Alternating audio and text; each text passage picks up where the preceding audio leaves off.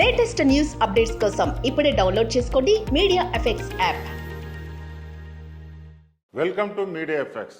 ఆదివారం Eden garden వేదికగా Kolkata night రైడర్స్తో జరిగిన మ్యాచ్లో రాయల్ ఛాలెంజర్స్ బెంగళూరు ఒక్క పరుగు తేడాతో ఓటమి పాలైంది. ఆఖరి బంతి వరకు ఎంతో ఉత్కంఠంగా జరిగిన ఈ మ్యాచ్లో ఆర్సీబీ విజయానికి ఒక్క పరుగు దూరంలో నిలిచిపోయింది. 223 పరుగుల లక్ష్య ఛేదనలో ఆర్సీబీ 221 పరుగులకు ఆల్అౌట్ అయింది. విల్ జాక్సన్ 32 బంతుల 55 రన్స్, 4 ఫోర్లు, 5 సిక్సర్లు. రజత్ పాటీదార్ 23 బంతుల్లో 52 రన్స్, 3 ఫోర్లు, 5 సిక్సర్లు. అర్ధ సెంచరీలు సాధించిన ప్రయోజనం లేకపోయింది. ఓపెనర్లు విరాట్ కోహ్లీ 18, డుప్లెసిస్ 7, ప్రభుదేశాయ్ 24, గ్రీన్ 6, మైపాల్ 4 తీవ్రంగా నిరాశపరచడంలో ఆర్సీబీకి పరాజయం తప్పలేదు.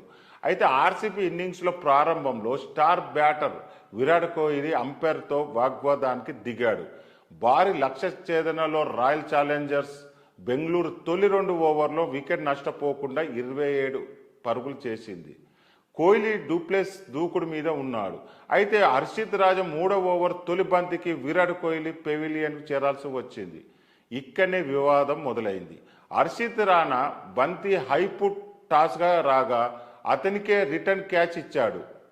అయితే థర్డ్ ఎంపైర్ ఆ హైఫుల్ టాస్ బంతి నో బాల్గా ప్రకటించలేదు. కోహ్లీ నడుము కంటే కిందే ఆ ఫుల్ టాస్ ఉందని భావించి అవుట్గా ప్రకటించాడు.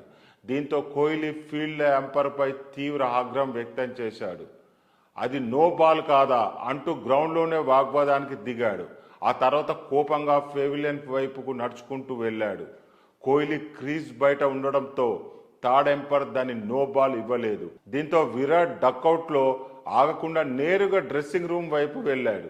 అక్కడ ప్రవేశ ద్వారం వద్ద బ్యాట్ నేలకేసి కొట్టాడు. దీనికి సంబంధించిన వీడియో ఇప్పుడు సామాజిక మాధ్యమంలో వైరల్గా మారింది.